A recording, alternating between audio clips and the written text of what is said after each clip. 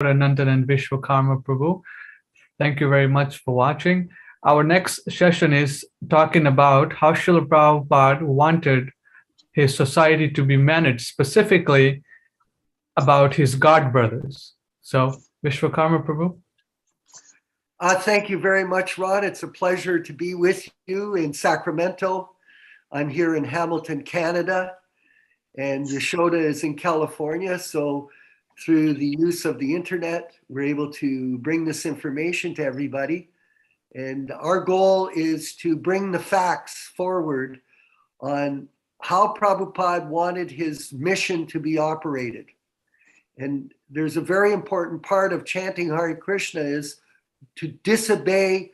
If you disobey the orders of the spiritual master, that will damage your devotional creeper. It's a plant. Bhakti to be, and it's watered by the chanting of the holy name and the strict adherence to the teachings of the spiritual master to the disciple. And in the case of the GBC and the senior members of the society, many of the instructions that Prabhupada gave us were never disclosed to the membership. They were covered up by various people that were motivated for personal reasons, whatever they might be. And as a result, the ship has gone off course. And this has been a great disappointment to many of us who were banished or kicked out of the mission.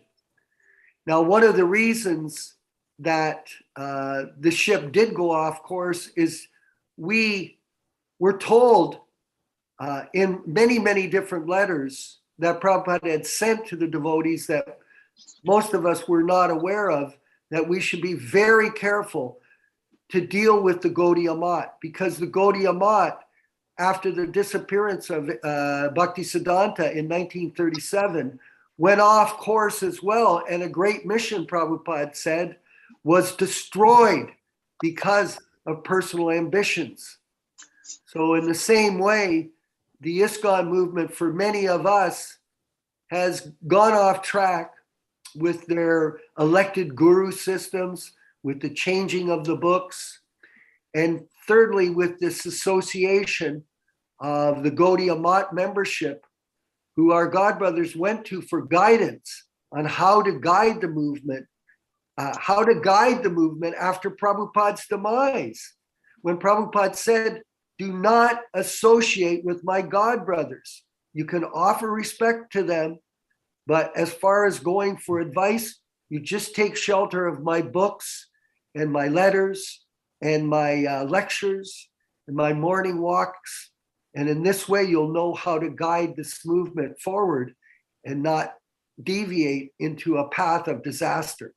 So Yasodananda Prabhu, if you could please read these letters, or this letter that you have as a reference, and guide us based on Prabhupada's instructions, would be greatly appreciated. Sure. So I just want to point out that very early on, Srila Prabhupada was trying to cooperate with his godbrothers, various godbrothers in the Gaudiya Math. Even in 1965, he wrote letters to one Tirtha Maharaj, requesting him to help him trying to build a Radha Krishna temple in New York. But there was very little cooperation. He tried again in 1968 and 1969. What's interesting is some of these letters from Srila Prabhupada to some of his godbrothers is discussing some of the problems that occurred in the mission of his Guru Maharaj. There's one letter to one Swami Bhagavat Maharaj on August 21st, 1969. It says, Excuse me, that's not Bhagavat Maharaj, our godbrother. No, this is a Bhagavat Maharaj from the Gaudiya Math, some other person. Thank you, sorry. Revered Sripad Bhagavat Maharaj, kindly accept my humble obeisances. I beg to thank you very much for your letter dated 8 July 1969. And then Prabhupada goes on describing in the second paragraph, Prabhupada said the main purposes of this institution, of Prabhupada's institution, are as follows, amongst others. 1, to systematically propagate spiritual knowledge to society at large and to educate all peoples in the techniques of spiritual life in order to check the imbalance of values in life and to achieve real unity and peace in the world. 2, to propagate a consciousness of Krishna as it is revealed in the Bhagavad Gita and Srimad Bhagavatam. 3, to bring the members of the society together with each other and nearer to Krishna, the prime entity, and thus develop the idea within the members and humanity at large that each soul is part and parcel of the quality of Godhead, Krishna. 4, to teach and encourage the Sankirtan movement, congregational chanting of the holy name of God, as revealed in the teachings of Lord Sri Chaitanya Mahaprabhu. Then Prabhupada goes on saying, so practically there's no difference of opinion in our missionary activities, especially because we're all deriving inspiration from His Divine Grace Prabhupada Srila Bhaktisiddhanta Saraswati Goswami Maharaj. I think all of our godbrothers are doing the same missionary activities without a doubt, but still, the regrettable fact is that we are doing all separately, not in conjunction. I've also read specifically your articles on the matter of acharyas, wherein on the 14th paragraph, I see the acharya shall be entitled to nominate in writing his successive acharya. But we do not find any record where our Srila Prabhupada nominated any acharyas after him. Different persons have interpreted on this point, and every one of our godbrothers are acting as acharya. So teachings, this is a controversial point, which I do not wish to enter while we are proposing for cooperation. So Srila Prabhupada basically was expressing very tactfully his objection to this whole idea of nominating acharyas. This was not Prabhupada's idea. It's interesting that in the same year, on October 18th, 1969, Srila Prabhupada is explaining, therefore, the management should be done very cautiously so that everyone is satisfied in their autonomous managing capacity. Of course, the central point is the order of the spiritual master. And I'm very glad that you are trying to give importance to this aspect of management. The difficulty is sometimes things are interpreted in a manner dovetailing one's own sense gratification. I've got this personal experience in my Guru Maharaj institution. Different godbrothers took the words of Guru Maharaj in different interpretations for sense gratification, and the whole mission disrupted. This is still going on for the last 40 years without any proper settlement.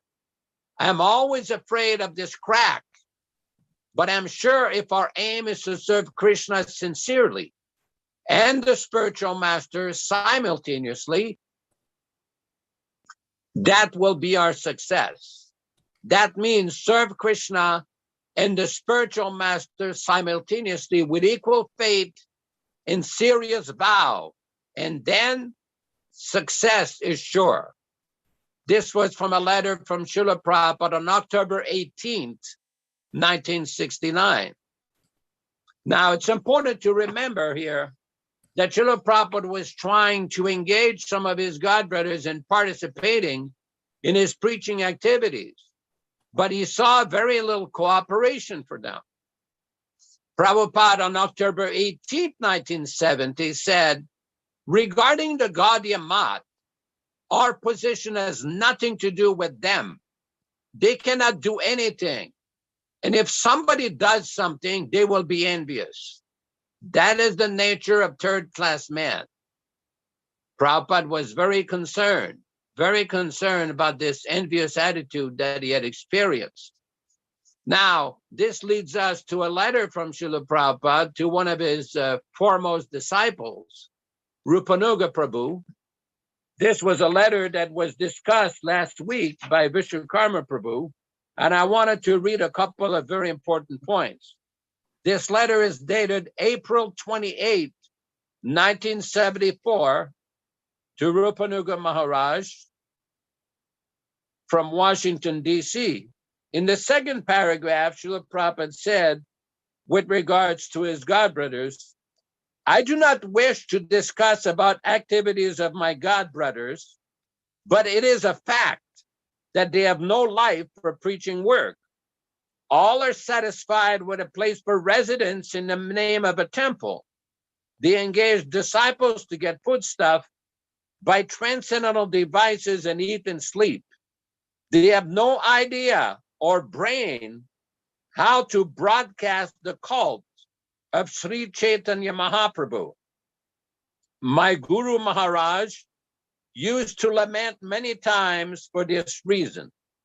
And he taught that if one man at least had understood the principle of preaching, then his mission would achieve success.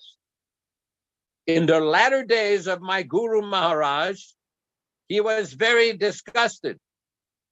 Actually, he left this world earlier. Otherwise, he would have continued to live for more years. Still, he requested his disciples to form a strong governing body for preaching the cult of Chaitanya Mahaprabhu. He never recommended anyone to be Acharya of the Gaudiya Math, but Sridhar Maharaj is responsible for disobeying this order of Guru Maharaj, and he and others who are already dead unnecessarily taught that there must be one Acharya. If Guru Maharaj could have seen someone who was qualified at that time to be Acharya, he would have mentioned. Because on the night before he passed away, he talked of so many things, but never mentioned an Acharya. His idea was Acharya was not to be nominated amongst the governing body. He said openly, you make a GBC and conduct the mission. So his idea was amongst the members of GBC, who would come out successful in self-effulgent Acharya would be automatically selected. So Sridhar Maharaj and his two associate gentlemen unauthorizedly selected one Acharya, and later it proved to be a failure. Prabhupada goes on in the same letter, therefore, we may not commit the same mistake in our Iskcon camp. Actually, amongst my godbrothers, no one is qualified to become Acharya. So it is better not to mix with my godbrothers very intimately, because instead of inspiring our students and disciples, they may sometimes pollute them. So Srila Prabhupada was establishing here very important instructions to one leading member of his GBC, Rupanuga Maharaj. The problem we have here is that in 1978, when a GBC of Iskcon convened at Mayapur, this letter was never discussed with the temple presidents, with the sannyasis, with the senior devotees.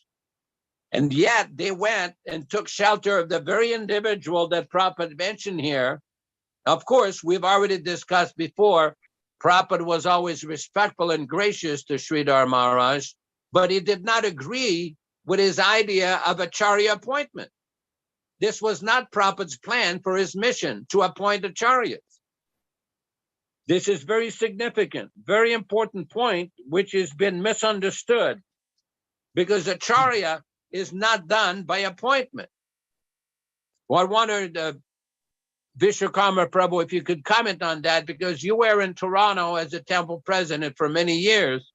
And you had experience dealing with some of these Gaudiya Math individuals. Well, specifically, Prabhu, Bon Maharaj had come to Toronto on the invitation of Professor Joseph O'Connell, who's since passed away. And he was in charge of Vaishnava studies at the University of Toronto. What year was this, Prabhu? Just 1974. Okay. And as a result, because we were speaking at the university as well, which is just down the street from the temple, it's right in the same area. And we had a good relationship with Joseph O'Connell. And he invited us to meet Bon Maharaj, who he had invited to come to speak in Toronto. It wasn't us. And you could say that we were somewhat naive in terms of our understanding of how we should deal with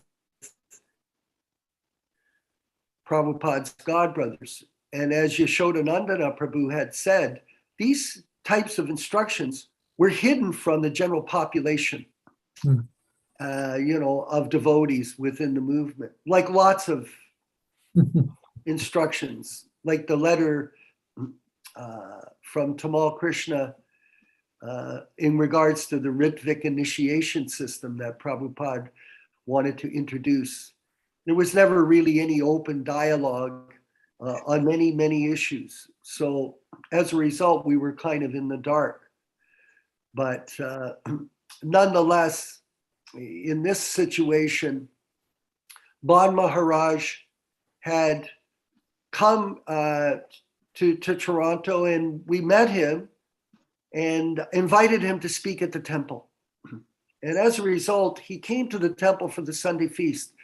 The temple was located at 187 Gerrard Street, which was across from Allen Gardens in Toronto. It was a nice house that the devotees were packed into. I think we had over 50 devotees at the time, maybe 22 brahmacharis. So we were building up a momentum for the preaching mission. And actually, I spoke to Bhakti Marg Swami, who's currently carrying on as a elected guru in the Canadian zone, which is unfortunately dissipated in terms of its membership as a result. But nonetheless, Bon Maharaj was speaking in the temple room. And when he started to speak, he started to demonstrate symptoms of prema, ecstatic love, publicly, crying and talking about Radha and Krishna. Now, all of us were at least conscious, the brahmacharis were conscious that a pure devotee, Prabhupada never demonstrated any kind of symptoms of prema publicly, even though he was an Uttama Adhikari on the pure transcendental platform of Krishna consciousness and constantly in ecstasy.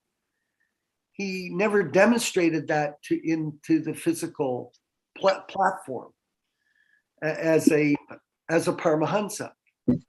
He may have exhibited some kind of symptoms that I'm not aware of, but in general, in all the lectures that I attended and all the programs that we were with him, there was no demonstration. But here, Bon Maharaj is demonstrating. So Prabhupada got a hold of us and he asked me these questions. He said, did Bon Maharaj have any neck beads on? And the answer was no. Did Bon Maharaj have tilak when he was here in Toronto? No. Did he have a danda? No. So Prabhupada was asking these questions because he wanted to see what the symptoms of Bon Maharaj were as a preacher of the Sankirtan mission. And on a side, it's interesting to note, a lot of times you see our godbrothers, they have no resemblance to the look of a Vaishnava. They don't wear tilak, they don't have their head shaved, they don't wear neck beads, they don't chant their rounds, they don't study the books. but yet they have comments. I saw Harikesh, the former GBC guru from Russia, at a talk in Los Angeles a couple of years ago on a Prabhupada disappearance day celebration. And he looked like some carny off the street. It looked pathetic, you know, so all these beards and no tilak and no hair. It's a sign that Prabhupada was trying to demonstrate to us that a devotees, they look beautiful. Like when I saw you today with your tilak on, Bhaktaran, first thing I said, you look fantastic. Because you've got tilak on. You've got the resemblance of a Vaishnava. So Ban Maharaj, Prabhupada wanted to know what he was about. And then he sent me, he sent us a letter, and he said, do not any of us associate with my God brothers for this very reason, this deep reason that Prabhupada understood their temperament, their mentality. We didn't. But as Yashoda has so nicely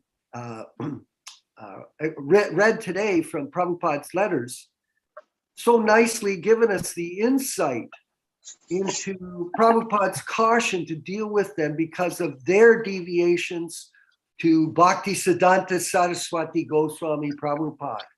In fact, because of this, Iskcon nowadays has in many regards become a duplicate of that same deviation that they had after 1937. After 1977, that same atmosphere has permeated like a poison throughout the Iskcon movement.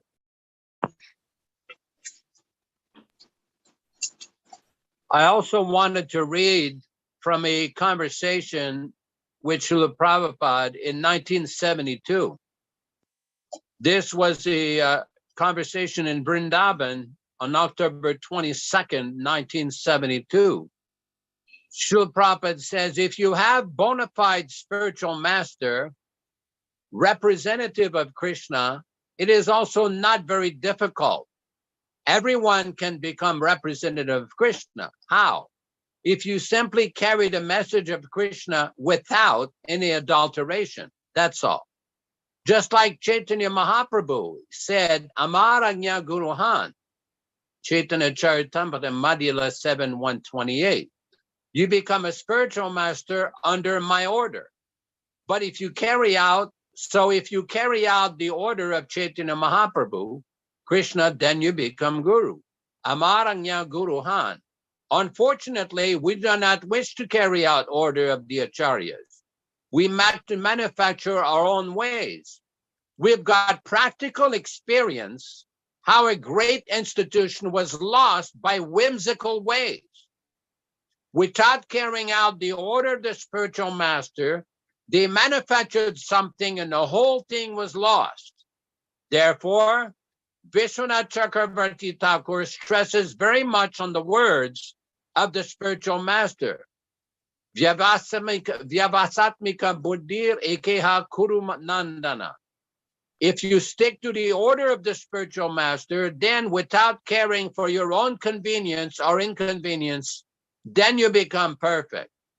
This was from a conversation with Srila Prabhupada on October 22nd, 1972. It's quite significant that in 1976, in a conversation by Srila Prabhupada with Gopal Krishna, Prabhupada explained why this Gaudiya Math failed. And Prabhupada explained because they tried to become more than guru. They disobeyed the instruction of Bhaktisiddhanta Saraswati Thakur. So very similar to what took place in 1978, the GBC manufactured some interpretation on the basis of a barely audio tape where they claimed they've been appointed as Prabhupada's successors and acharya. But Prabhupada never did any such thing. So this is a very important point because many devotees misunderstand misunderstand Srila Prabhupada's instruction with regards to initiations for his society and his students.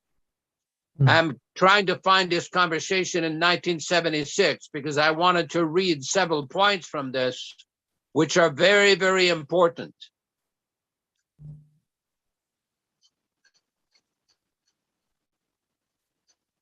It seems like there was a systematic coverage, covering of the important documents that Srila Prabhupada had wanted every disciple of his to know of, like the direction of management, and then initiations, and just till, just up to the 90s, then things surfaced because of the internet.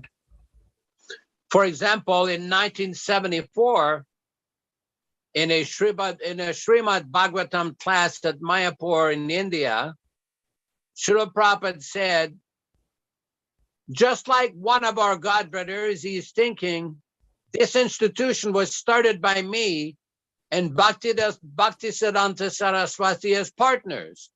Now the senior partner is dead, therefore I am the sole proprietor. Who are these godbrothers? Let them go away. So this is Maya. The same Maya Dhritarashtra was thinking, and his brother-in-law Shakuni was very expert in conspiracy. So he was advising him, yes, you are the proprietor. At least your son should be. This is natural. Everyone has got some affection for the family. So this is the beginning of the conspiracy. I'm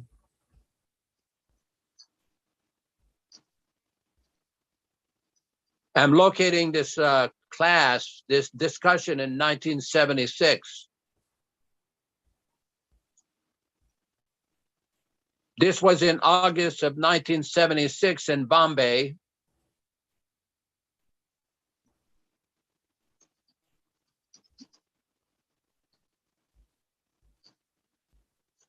In another conversation in 1975, Srila Prabhupada expressed,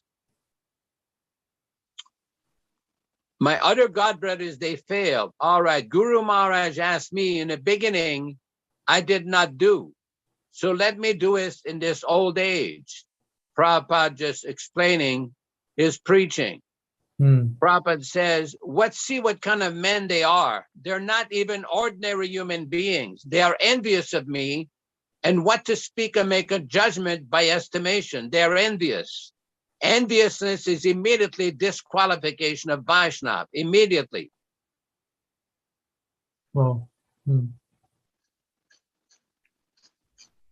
So we see in the current movement, Bhaktaran, that by this promotion of Acharya, even if it's amongst the members, for example, of these disciples of the gurus, it can become very offensive. We saw recently that Gopal Krishna, who is the chairman of the GBC, had his disciples built him a Vyasasan 3 times bigger than Srila Prabhupada's. And he sat on it without any embarrassment beside our guru.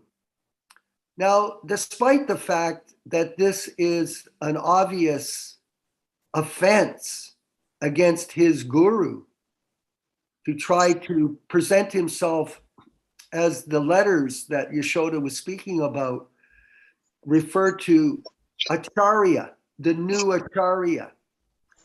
So even though he is not publicly taking worship, I saw a video of him on online that he goes in the back room as Sridhar Swami had instructed them back in 1978, that you should conduct the worship of yourself with your disciples privately in a back room, not in front of your godbrothers, because this is offensive. Everybody with some common sense in this philosophy will understand why. So despite the fact that Gopal Krishna, and here I got a response from the current Bhagavat Swami, who has now gone to the Gaudiya Math based on what he considers the best instructions for him. That's his choice. He said, well, I asked him, what do you think about the fact that these things are going on in the mission now with Gopal Krishna building this huge Sringasang, Vyasasan, beside Srila Prabhupada's in the temple room? And his answer to me was this: well, his disciples did it. Now, let's put it this way. How could a guru, so-called guru, allow his disciples to build something that's offensive to his guru, A.C. Bhaktivedanta Swami Prabhupada? Because the person is interested in becoming acharya. That's obvious. Nowadays, for example, you go to the temples, and some of these temples that Radhanath Swami has, the matchless gifts. I was talking to a devotee, Krishna Bhakta, in Alachua. He went to the temple, and at the matchless gifts, their preaching center, Prabhupada books. Why? Why does Devamrita Swami say PPB, Pros Prabhupada books? It's out of envy. It's out of a minimization of our Guru Maharaj, who's a pure devotee of Krishna. So these things are going on in the mission. And like Prabhupada said about the Gaudiya Math, in the end, a great mission was destroyed. And this is what's happening right in front of our eyes in the current day. So this conversation in 1976, this took place in Bombay on August 16th, 1976. Prabhupada says, why does Gaudiya Math fail? Because they tried to become more than Guru. He, before passing away, he gave all direction and never said that this man should be the next Acharya. But these people, just after his passing away, they began to fight. Who shall be Acharya? That is the failure. They never thought, why Guru Maharaj gave us instructions, so many things, why he did not say that this man should be Acharya. They wanted to create artificially somebody Acharya, and everything failed. They did not consider, even with common sense, that if Guru Maharaj wanted to appoint somebody as Acharya, why did he not say? He said so many things, and this point he missed, the real point, and they insist upon it. They declared some unfit person to become Acharya. Then another man came, another Acharya. So better to remain a foolish person perpetually to be directed by Guru Maharaj. That is perfection. And as soon as he learns the Guru Maharaj is dead, now I'm so advanced that I can kill my Guru and become Guru. Then he's finished. So this is a very important instruction from Srila Prabhupada. Very important point, because Prabhupada is analyzing the whole situation. Because as soon as Srila Prabhupada departed, Iskcon leaders suddenly try to compete with him, installing their own Vyasasanas in all the temples, keeping their own photos on the altar, institutioning mandatory worship of themselves through Guru Puja in all Iskcon temples. But yet, one will not find a single instruction by Srila Prabhupada to any of these Iskcon leaders, nor to Iskcon as a whole, to implement any of these changes in its institution. Srila Prabhupada specifically instructed how worship and sadhana in his movement should be carried out. Every detail of the morning program, evening program, japa, worship was given by Srila Prabhupada for all Iskcon devotees. Yet, in an instant, in 1978, the Iskcon leaders decided they were more than their guru and made all sorts of unauthorized changes to his movement. Now, it's important to note Srila Prabhupada's word when he says, before passing away, he gave all direction and never said that this man should be the next Acharya. So we have the same situation. Srila Prabhupada also gave all instructions before departing, yet he never said this person will be the next Acharya, or these people will be the next Diksha Gurus, despite the fact that he never authorized anyone to be the next Diksha Guru. Immediately after his departure, his disciples fought over the position of Acharya, throwing out anyone who did not accept their chosen 11 leaders as equal to Srila Prabhupada.